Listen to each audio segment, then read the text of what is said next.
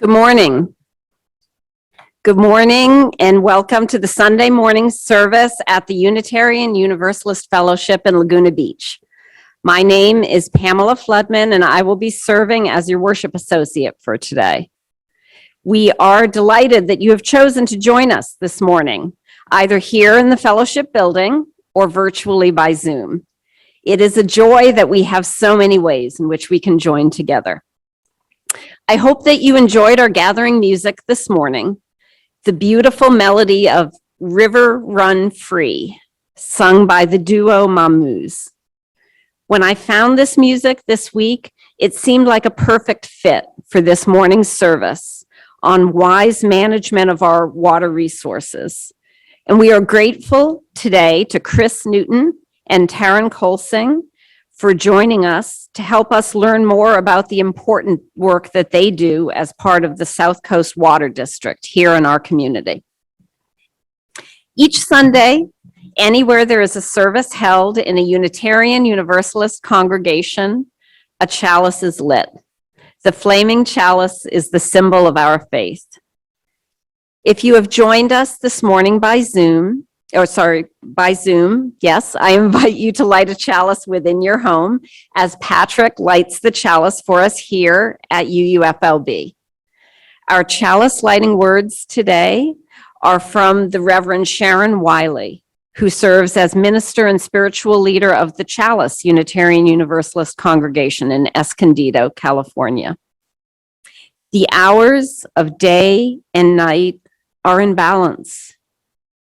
In honor of earth-centered traditions that celebrate this time of year, we observe that the Flaming Chalice holds the elements of the four directions: earth, air, fire, water, the lamp oil for earth, the air that feeds the flame, the fire we light, and the chalice itself, the cup, the symbol of water. We light our chalice and reflect on the balance we seek in our lives, the balance we seek in our hearts, the balance we seek in our world. So thank you, Patrick, for lighting our chalice this morning. This past week, we celebrated the vernal equinox and the arrival of spring. And I love that these chalice lighting words this morning call us to mark and pay attention to this time of year and the balance that we seek in our hearts and in our world. At UUFLB, we are a welcoming congregation. Whatever has brought you here this morning, we welcome you to our community of mutual caring and serious intent to grow as spiritual and moral beings. Many thanks this morning to everyone at UUFLB who works together each week to create opportunities for us to worship together and to be together in community. So many of you step up quietly sometimes to take care of the tasks which need to be done and to join together with each other. So I am grateful to our board for their leadership and to the worship committee for working hard to craft meaningful worship services. And each week, Carol Cole inspires us with beautiful music and a talented team of individuals with impressive technical skills, including Dawn, Paul, Dara, Mike, Cindy, Rachel, Kendra, probably more. Noreen, make sure that these services run smoothly, that notices are sent out to alert our members and friends about each upcoming service. And I'm grateful to the members of our community who organize the Zoom at noon discussion group each week, now meeting on Mondays at noon. And if you haven't had a chance to attend this group, I encourage you to give it a try. Connecting with each other is the way in which we are building community here at UUFLB as a strong base from which we can then go out and make a difference in this world. And although there are clearly so many committed hands working together here at UUFLB, there are always more opportunities. There is more to be done. So if you're looking for a way to become more involved, please reach out. And if you are new to our community, please connect with us after service if you would like to be added to our email mailing list so you can receive advance notice of each service and of other events. Welcome, welcome to all. It is good to be together this morning in all of the ways that we join together in worship.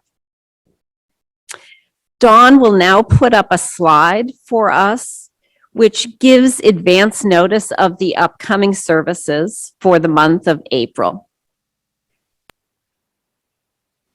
So next week, on April 4th, we will be welcoming back to UUFLB one of our favorite guest speakers, Emmeline Cordingley. Emmeline's visit will also give us a chance to congratulate her in person for her admission as a Master of Divinity student to Harvard Divinity School. Very exciting for Emmeline.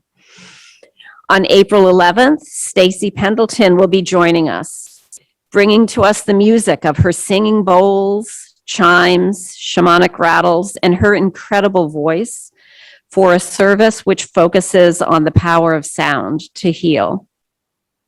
And on April 18th, we will be celebrating Earth Day.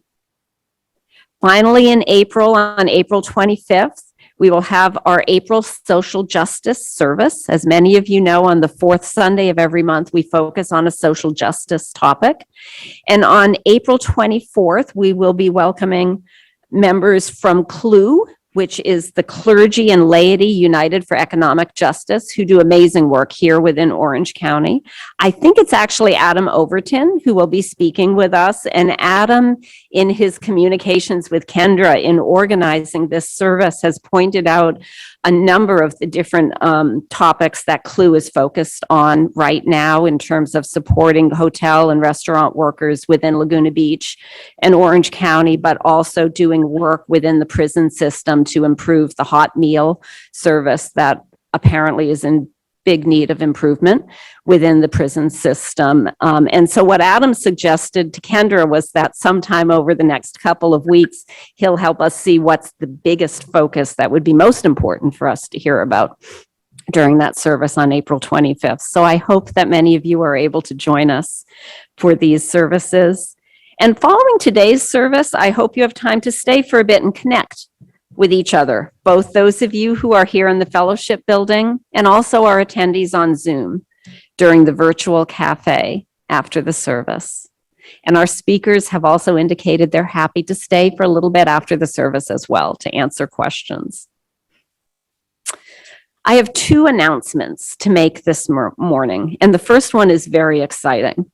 Last Sunday, at the request of several members of our congregation, the board had approved for us to have a special collection for Ukraine.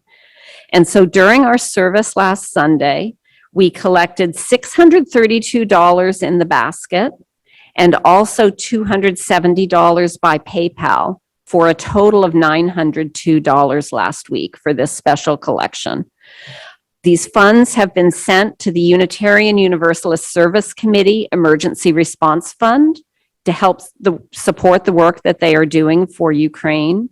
So I really do want to say a very special thank you to Candy for suggesting the special collection and to Tom for making it happen. And there's applause here in the building for those of you who are on Zoom and can't hear it. I also have an update on another announcement from last week. As most of you know, the board has formed a ministerial search task force for a quarter-time minister. And this is in follow-up to the discussion that we had at the recent congregational meeting in February, as well as other individual discussions. The task force consists of Oakley Frost, Bruce Johnson, and myself. And the exciting update is that the quarter-time position has now been posted on the UUA Ministerial Search website. So as of last week, the announcement was that it was in the process of being posted, but it is now posted on the search website. And so all of the task force members are looking forward to hearing from members of the congregation and friends as we proceed with this ministerial search process.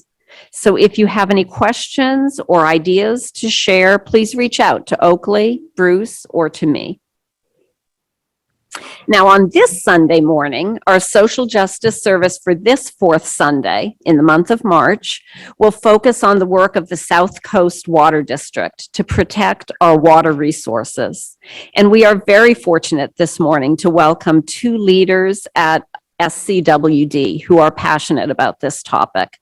Chris Newton is a Marine Corps veteran and the Superintendent of Operations with a focus on strategic operations management, and he manages multiple divisions within the South Coast Water District. And Taryn Kjolsing is engineering manager at SCWD, where she currently manages the engineering department as well as a 10-year capital improvement program for the district. Between them, Chris and Taran have more than 27 years of experience in the water resources industry, including water resource management, engineering design, construction. And they shared with me this morning when we were talking before the service how passionate they are about being able to get out in events like we're holding today so that they can talk directly with the community to share the work that they're doing, and also hopefully to share with us some of what we can do as community members to help in the very important work to manage our water resources. So today we will be learning more about their work, including both current infrastructure, future projects, updating of some of the rather older infrastructure within our district, including the sewage pipeline replacement, work towards a desalination plant. And so I know we're all looking forward to learning more. And in preparing for today's service, I've been reflecting on the essential nature of water in our lives. At the most basic level, it is estimated that up to 60% or more of our human bodies are made up of water. In fact, I was astonished this morning early to learn that even our bones are 35% water. Approximately 70% of the Earth's surface is covered with water, and the oceans hold more than 90%, 96% of the Earth's water. We rely on our water resources to maintain our health, and many of us also enjoy water in its many forms for relaxation, recreation, and to connect with our natural environment. So we have a responsibility to be wise in how we interact with these precious resources for the health of all of the Earth's ecosystems. And yet I know there are great inequities on our planet and within our country in access to safe water resources, a challenge which is being exacerbated by the effects of climate change and by the current concerns about drought here in California. So this week, these reflections led me to focus again on our 7th Unitarian Universalist principle. As a Unitarian Universalist congregation, we affirm and promote respect for the interdependent web of all existence, of which we are a part. Today, Taran and Chris will help us understand what is being done by the South Coast Water District to manage and protect our precious water resources in this continuing drought, and I know we're all looking forward to learning more from them. This morning, our centering thought that I've chosen is from Bishop Desmond Tutu. And Dawn is bringing the centering thought up to the screens. I hope that you're able to see it, and please join me in reading. Too frequently, we think we have to do spectacular things. Yet if we remember that the sea is actually made up of drops of water, and each drop counts. Each one of us are a little bit where we are. Those little bits come together and almost overwhelm the world. Each one of us can be an oasis of peace. It's a good thought, isn't it? Our opening hymn this morning is number 207 in the Gray Hymnal, Earth Was Given as a Garden. I think the tune will be familiar to many of us, and the words really can help us reflect on the importance of nature in our spiritual lives. So for those of you who are joining by Zoom, the words will be in the chat. And for those of you who are here in the fellowship, please feel free to join by humming or singing quietly as we join with our music director, Carol Cole, in singing this beautiful hymn, number 207, Earth Was Given as a Garden. Good morning, everyone. Happy Sunday. Please join me.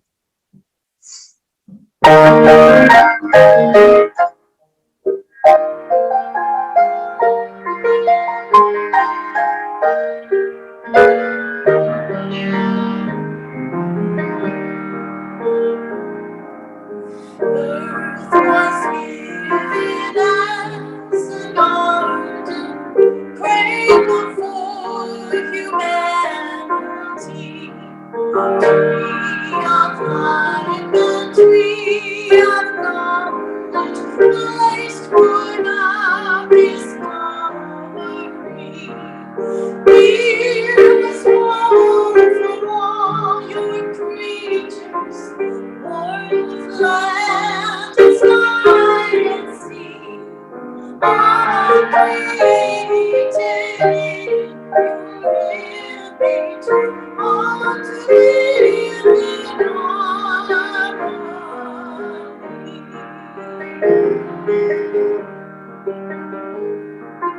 Show to us again the garden where all life was fresh and free.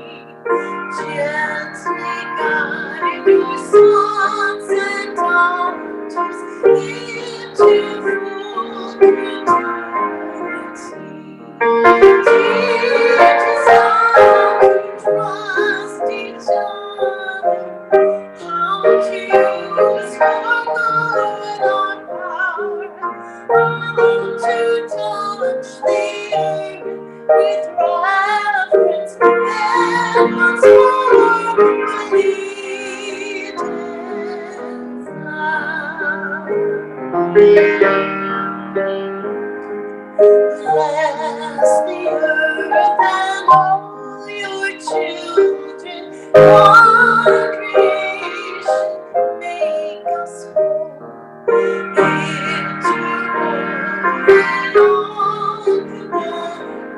Planet wide and inmost soul. Holy Mother, like we stand in our waste and warfare seas. Fill us all with grace overflowing. Teach us how to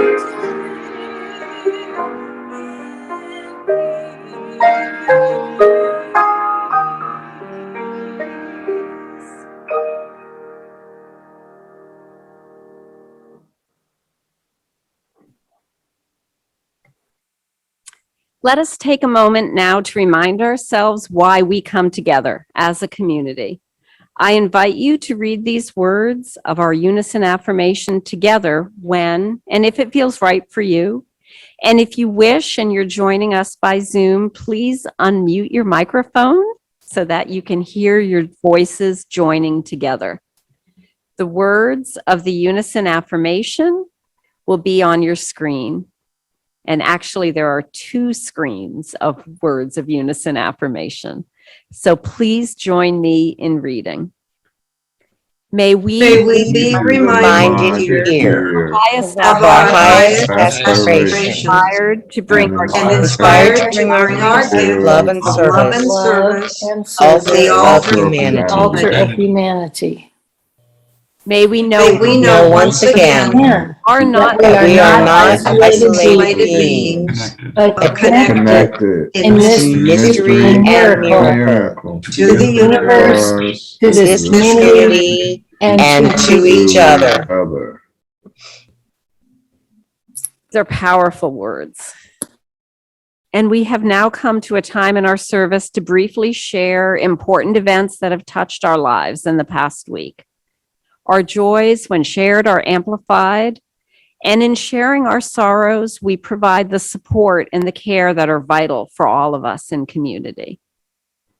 During this time of sharing our joys and concerns, we will pause the recording of the service.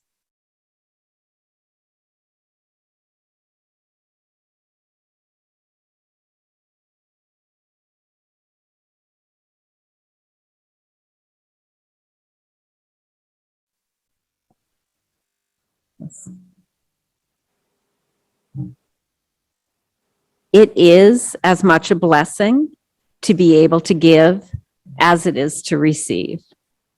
I have a great aunt who taught me that lesson. She taught us that when someone chooses to give to you, you are giving them the blessing of allowing them to give. And in this self-governing and self-sustaining community, we really do recognize that it is our responsibility to both give and receive, and it's our responsibility to do both well.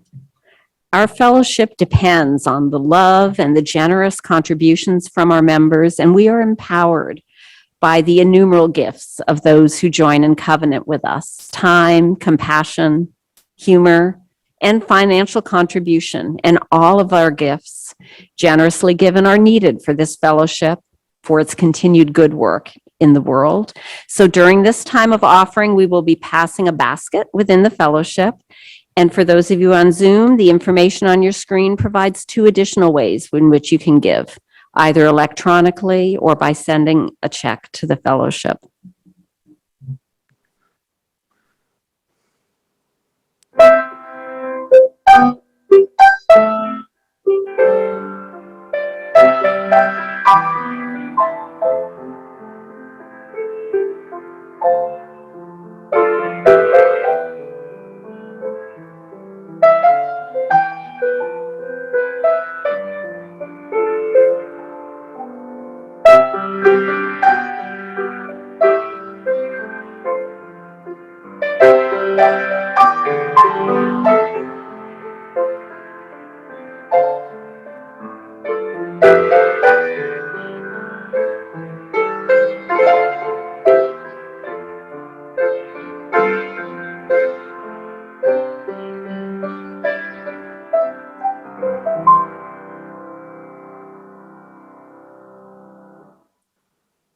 Please join us now in singing to each other words of sincere gratitude. For those of you here in the building, I invite you to stand as you are comfortable so that we can sing to each other. From you I receive, to you I give, together we share, and from this we live.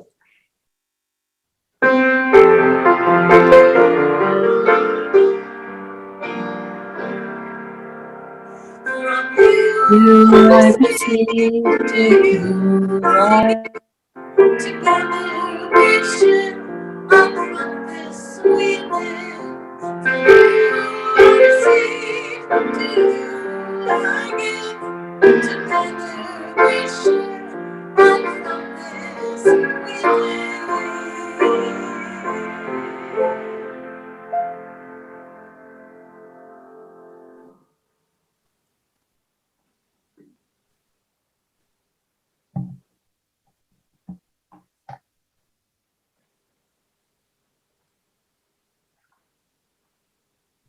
We have come now to the time in our service for silent meditation. This morning, what I'd like to invite you to do is please place your feet on the ground in front of you.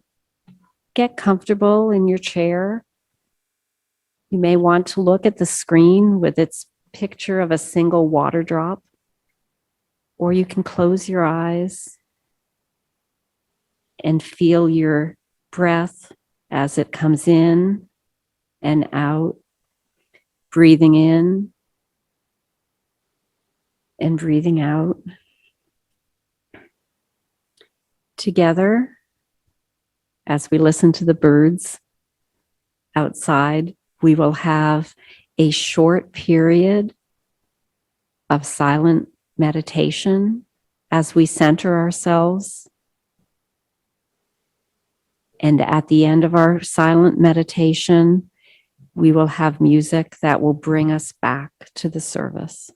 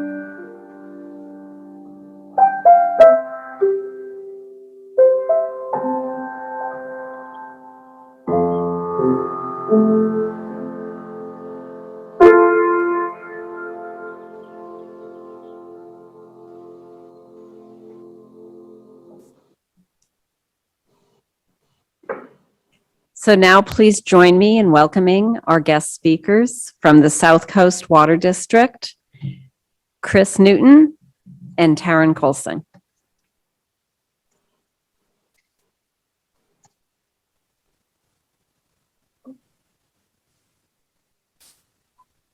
Good morning, everyone. Thank you so very much for the opportunity to be here with you this morning. Chris and I both very much appreciate the opportunity to share with you what we do here at South Coast Water District. This is just a brief agenda of what we're going to cover this morning. So we'll talk about South Coast Water District overview. We'll go into our infrastructure, briefly talk about our 5-year capital improvement program, and then talk about some projects. The first two are here local in Laguna Beach, and the second or the third one is actually kind of a more regional project. So who South Coast Water District is, we are approximately 8.3 square miles of service area. We serve approximately 35 residents within our service area. I would also like to point out that we serve approximately 2.5 million visitors every year, as we all know. Big tourist attraction here, you know, with the beaches and the great Southern California weather in the summer. So we get a lot of visitors that come to our service area, and that provides a unique challenge for us in the water industry. We provide water, wastewater, and recycled water services.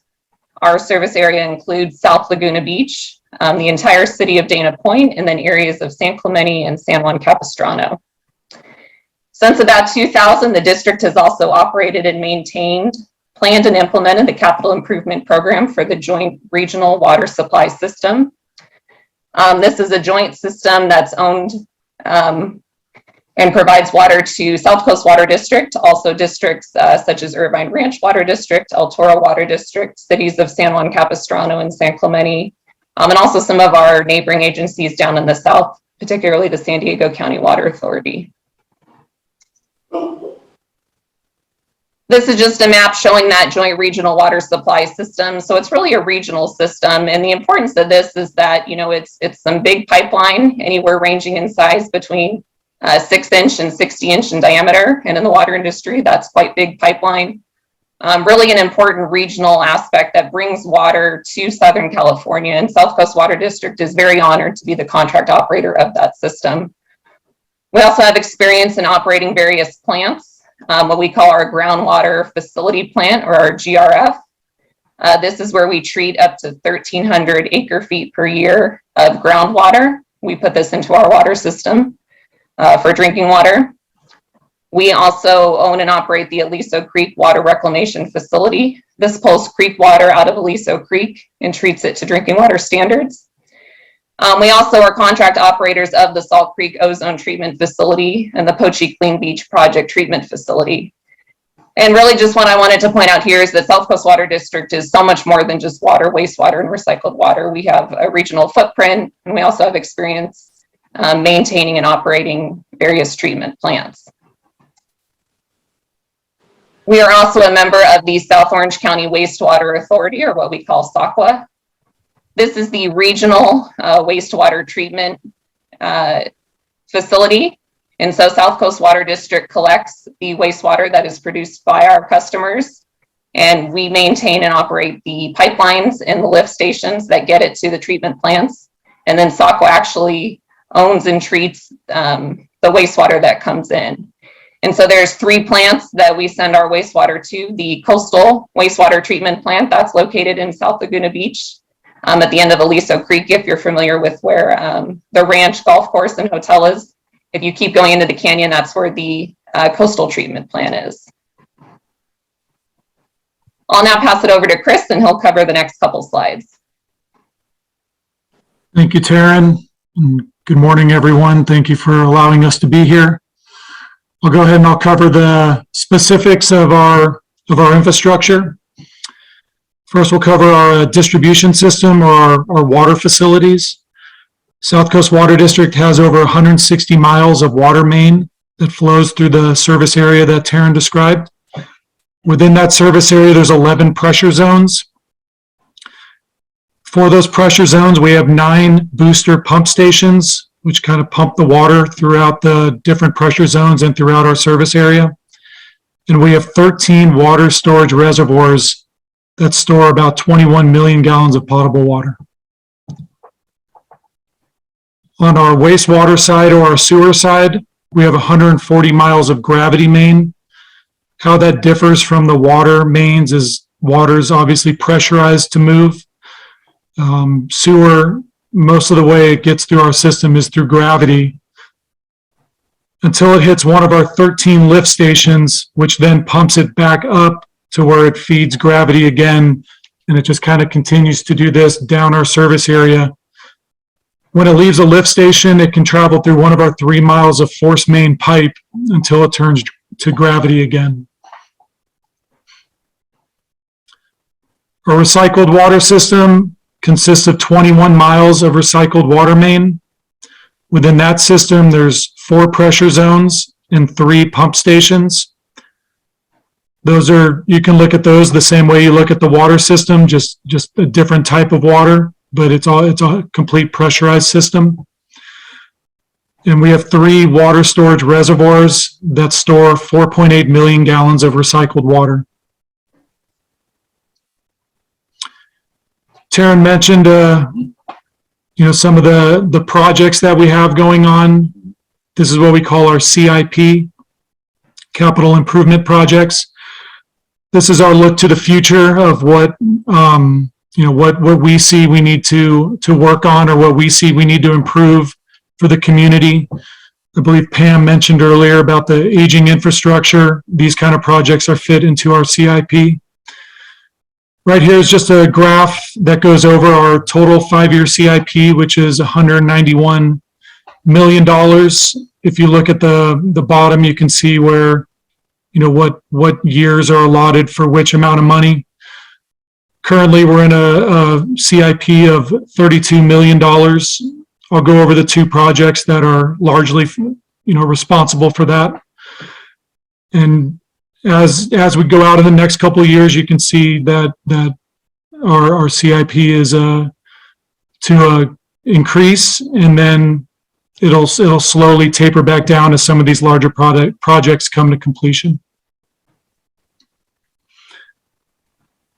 So the first project that I wanted to talk about was our tunnel stabilization and sewer pipeline replacement project.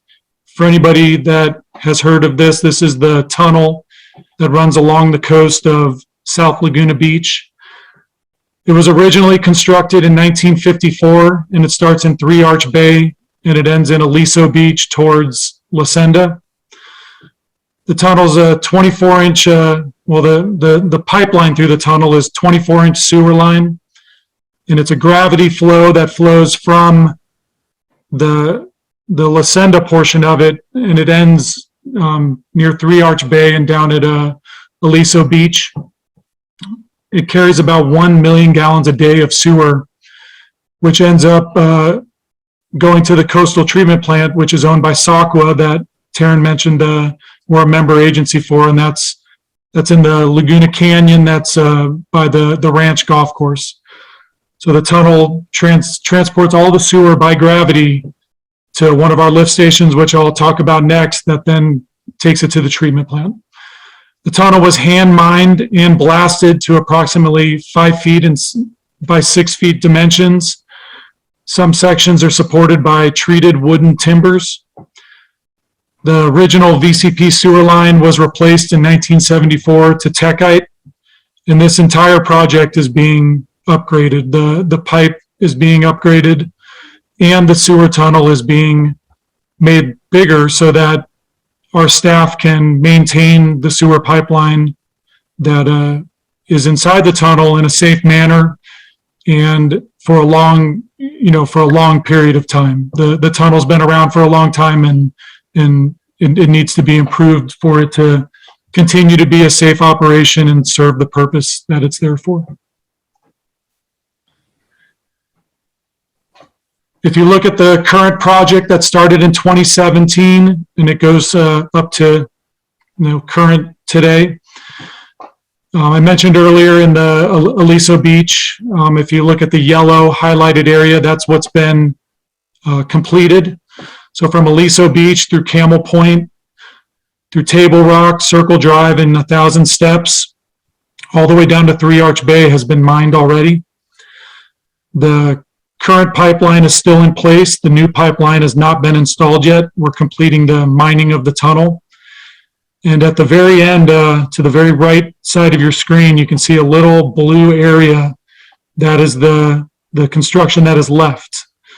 Some portions have been realigned due to, condition of the old tunnel or just, underground things we encountered while, during mining. But again, you can see that it's a very, very vast project that stretches over 2 miles. Very important project that transports 1 million gallons of sewer from Dana Point to South Laguna. The construction phases of the work that I just talked about. This project started with phase 1, which, if you've driven down Coast Highway, you can see there's about 4th Avenue. You might see an electric crane that kind of sits up in the air. That's called that's our shaft site. That's where we enter and exit the tunnel. That's where construction began. They built the shaft and then they mined under Coast Highway to get to the tunnel on the ocean side of Coast Highway. That was considered phase 1. Phase 2 is the green portion, which goes south towards Camel Point, and then north towards Camel Point and south towards Dana Point. Then the tunnel kind of daylights at Camel Point, and then it goes back underground on its way to Aliso Beach, and that was phase 4. So we actually did phase 4 before we started phase 3, and that was rehabbing the portion between Camel Point and Aliso Beach. And again, if you're eating at the Lost Pier Cafe and you kind of look north, you'll see a stone structure kind of sticking up. And that's one of our entrance points into the tunnel portion that goes from Aliso Beach to Camel Point. Currently, we're involved in phase 3, which is kind of like the mustard color there. That goes south towards La Senda Drive towards Dana Point. And as I previously mentioned, we have the very small portion near the end, and then the mining portion of the tunnel project will be complete, and then we'll be doing the pipe installation portion of it. Next slide, please. So to kind of give a little more detail, phase 1 was completed in June of 2018. The notice to proceed was March 2017, so that took about 1 year and 3 months. The 20-foot diameter access shaft that I mentioned is 105 feet deep, and then they tunneled 330 feet across, and then rehabbed 600 feet of existing tunnel in phase 1. Phase 2 went from June 2018 to March 2020, so about a little under 2 years. That rehabilitated 3,840 feet. There were some added improvements, which are access points for us to get into the tunnel. Portal reconstruction at Camel Point. Again, if you go down there, you'll see the entrance along the cliff face. We then moved to phase 4, which kind of, I guess, was done concurrently at some times, completed in July of 2020. That was the 500 feet of tunnel rehab between Camel Point and Aliso Beach, and rehab of the portal, which I mentioned you could see from the Lost Pier Cafe. And then the portion that's currently in progress is phase 3. The notice to proceed was issued in April 2020. The project is 42 months in length and expected to be complete in late 2023. And that's the 5,040 feet of the tunnel that will end the rehabilitation. And then we'll install the new pipeline, which is the total length of the tunnel, 9,700 feet of new pipeline installation, the completion of the added improvements, and reconnecting the 80 laterals. And the laterals are basically like all of us have where we live. When we use the facilities inside our home, you use a sink, flush a toilet, take a shower. That goes through your lateral, and that joins the South Coast Water District sewer system. So these laterals need to be moved from the old pipe that's in use now, and then connected to the new pipe. So everything I just talked about ends up at Lift Station 2. Lift Station 2 is another very old facility. It's located in the city of Laguna Beach. If you make the turn to go to the ranch golf course, you will pass Lift Station 2 on the left-hand side. If you can kind of see the map down below, you can see the first dotted circle says existing Lift Station 2. So you can see it's in a very close vicinity to the Liso Creek and to the beach. It takes the majority, well, all of the flow from basically the Lantern, right after the Lantern Streets in Dana Point, all the way to the community we serve in Laguna Beach, all ends up at Lift Station 2. It was originally built in the early 1950s, and it's still the original construction, and it's in need of full replacement. I mean, obviously, you can imagine how technology's advanced and how the service area has grown since the 1950s. Right now, approximately 1.2 million gallons of wastewater, raw wastewater, flows through Lift Station 2 to the coastal treatment plant every day. And that's during, that's just dry conditions. That's not wet weather flow, like the rain coming on Monday. A unique intertie component that is incorporated into this project is with the city of Laguna Beach. We're going to give some redundancy to both of our systems by building an intertie that we can bypass flow. Laguna Beach can bypass their flow to us. They have a pipeline that parallels ours that goes to the coastal treatment plant. So we're building this intertie so we can send our flow to their pipeline, or they can send their flow to our pipeline in the event of any kind of failure that would need to bypass the flow and not have it end up in Aliso Creek. So this is something we're working with Laguna Beach to add redundancy and protection to the environment in that area. Construction has been approved for this project, and it's a $33 million project. And we're hoping that construction can begin by this summer of 2022. I'll go ahead and I'll pass it back to Taran here, and she can speak about our Doheny Ocean Desal project. Thank you, Chris. So the Doheny Ocean Desalination Project is not located within the city of Laguna Beach city limits, but it is an important project for the South Coast Water District and has benefits to all of our customers. So phase 1 is up to possibly 5 million gallons per day of local drinking water. This is what the Doheny Ocean Desalination Project would provide. The treatment train is a pretty standard desal. It would be iron and manganese with the reverse osmosis, UV, and conditioning and disinfection. So this is the process that the, I guess you would call it raw ocean water, would go through to treatment to potable water standards, which is drinking water standards.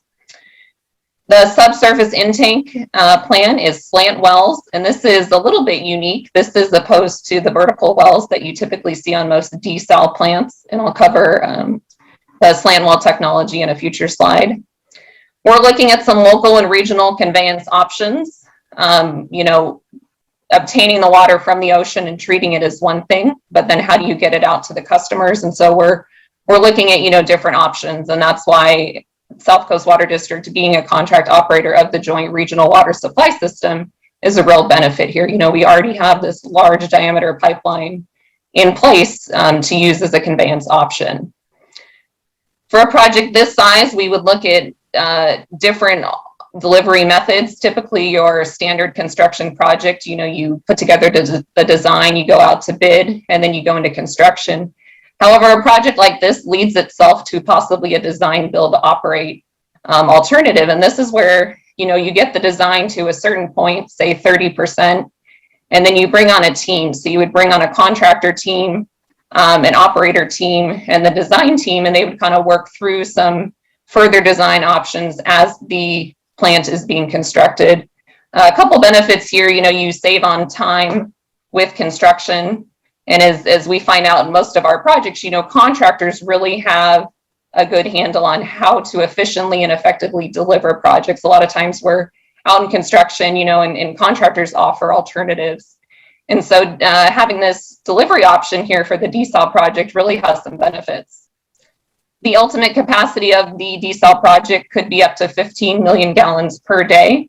So this would allow, us to provide water, not just to the residents and customers of South Coast Water District, but throughout the region, Orange County and beyond. And the location of the proposed Desal project is in Dana Point. It's on district-owned property at San Juan Creek. And so this slide shows the existing aerial photo of the area. You can, if you're familiar with the area, it's a little bit of an industrial area. You have the San Juan Creek on one side, you've got the Pacific Ocean. And then this is a rendering of what it could potentially look like once the Desal project is built. So it, it kind of fits into the landscape there again, more of an industrial area. And what I wanted to talk about here with these slant wells, as you can see, they're not drilled vertically, they're drilled at an angle. And this is really the preferred intake method by various regulators in the California Ocean Plan Desalination Amendment. The wells draw in ocean water from below the ocean floor, which is roughly 93% ocean water and 7% brackish groundwater. So a very efficient method of getting the salt water into the system. They can draw up to 10 million gallons per day, and that would allow us to produce 5 million gallons a day.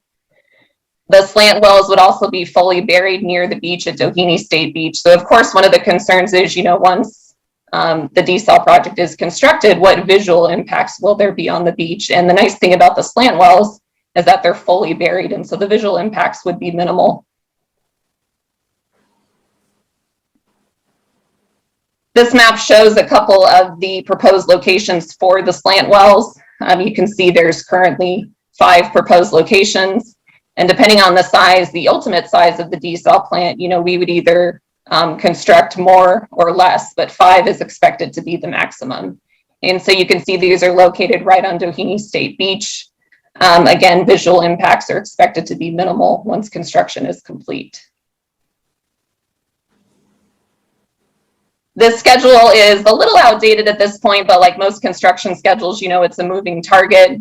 And so really what I wanted to show here is that we're doing a lot of work up front. So we're doing our due diligence studies. We're soliciting partners at the direction of our board. We're soliciting other agencies, including cities and water districts who could potentially benefit from this project and use that water. We're actively working on permitting and easements, and actually just recently the San Diego Regional Water Quality Control Board voted to approve 2 permit applications, which are critical to eventual permitting and construction of the Desal project. It's anticipated that the Desal plant could be online and delivering water as early as December of 2025. And we often get asked, why Desal? And so what I wanted to show with this slide was much like how you diversify your personal financial portfolio. As water planners, we're constantly looking at ways of how can we diversify our portfolio. And so our current supply mix, we are approximately 75% reliant on water from the Metropolitan Water District of Orange County, 14% on recycled water, and 11% on local groundwater.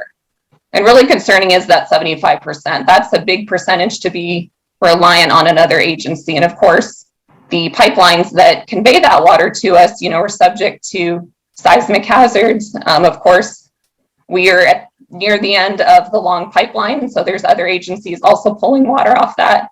So it's really important that South Coast Water District look at ways to diversify our own portfolio and create a regional local supply. So by 2035, our anticipated supply mix looks much more diversified. We are anticipating decreasing our reliance on met water down to 32%. 36% of our local water would come from desalination. 19% would be recycled water. So we're anticipating expanding our recycled water system. 11% would be from local groundwater, and then 2% would be from new water conservation. And so we're already doing, some of the, I'll say, easier and cheaper ways of, conserving and minimizing our potable water usage, including expanding our recycled water system and promoting conservation. And really the next step, is how can we find a local supply? And so the Doheny Ocean Desalination Plant provides us a good opportunity for this. And that concludes our presentation. I wanted to just pass up our contact information in case anyone had any future questions. And I always tell people, if Chris and I don't have the answer, we potentially know somebody at South Coast Water District who does, or we're happy to get back to you and make sure that your answer gets to you. So please feel free to reach out. And again, it was a pleasure being here with you all to share with the great work that we're doing at South Coast Water District. Thank you.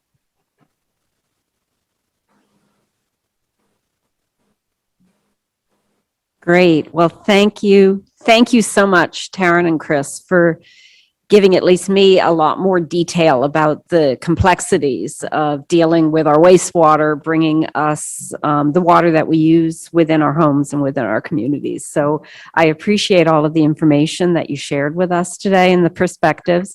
I could see while I was sitting watching the presentation that there are already some questions that people have that they've shared within the chat, including how this all interacts with our current challenging situations in California with the drought.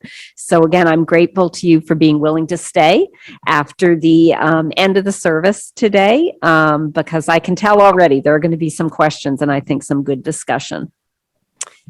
I also wanted to mention to everyone, anyone who has as sharp eyes as Rachel will notice that the dates that we had on the slide for the upcoming service were actually Monday dates and not Sunday dates. I just want to clarify for everyone, our upcoming services in April will be on Sundays, not on Mondays. And I did put the wrong dates on that slide. So I want to apologize to everyone for that, but we hope to see you again for those upcoming Sunday services.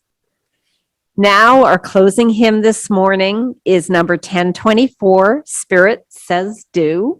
The words will be in the chat. For those of you who are in the building, this may be the type of song, if you're going to be singing along, that you'd rather stand, if you're able, if you're comfortable standing, to sing along with Spirit Says Do, or possibly sway along and join in the movement and the music and the spirit from your chairs.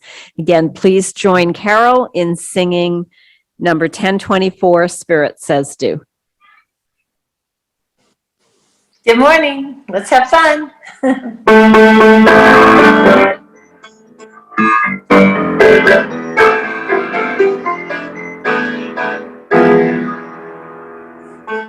do when the Spirit says to. You gotta do when the Spirit says to. When the Spirit says to, you gotta do, oh Lord. You gotta do when the Spirit says to. Spirit says to. Spirit says to. Spirit says to. Spirit says to. Spirit says to. Spirit says to. You gotta sing when the Spirit says sing. You gotta sing when the Spirit says sing. When the Spirit says sing, you gotta sing, oh Lord. You gotta sing when the Spirit says sing. Spirit says sing. Spirit says sing. Spirit says sing. Spirit says sing. Spirit says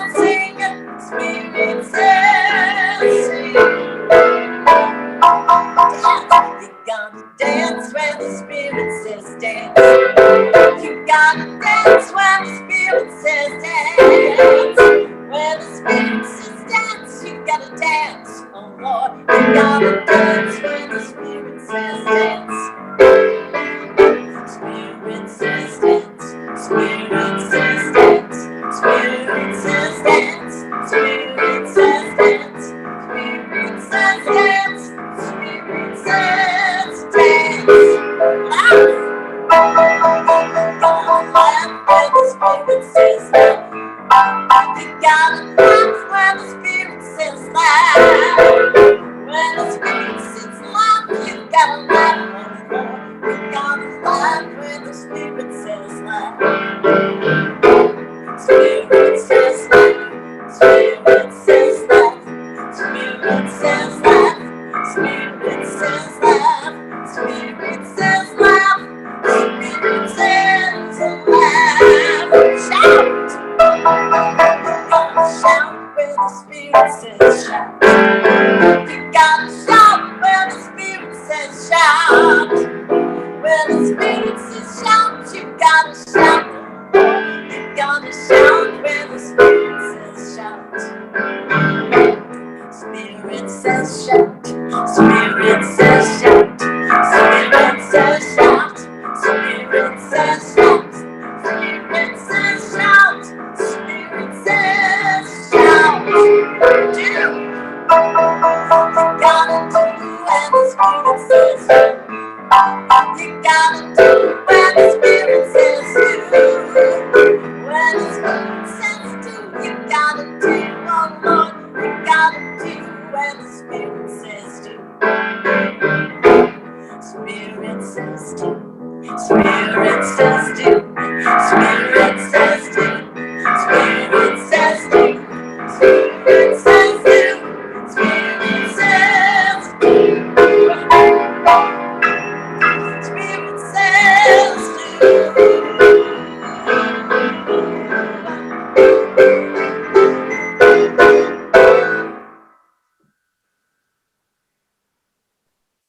Woo! I always think Carol's probably exhausted at the end of that song. Well, now we've come to the time for us to extinguish the chalice here at UUFLB and within our homes. So as I extinguish the chalice today, I think you'll be able to view it also from home.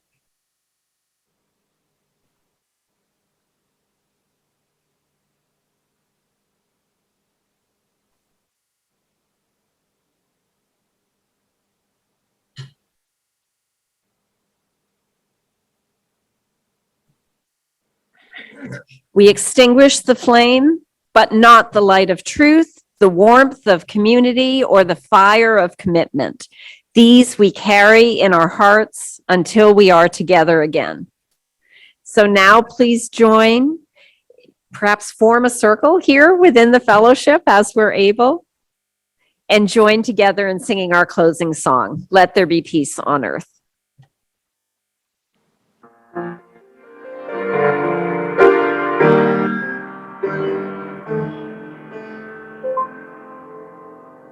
Let there be peace on earth. Let it begin with me. Let there be peace on earth. The peace that meant to be. With earth as our mother, we are family. Let us walk with each other in perfect harmony. Let peace begin with me. Let this be a moment now. With every step I take, let this be my summer vow. To take each moment, live each moment in peace.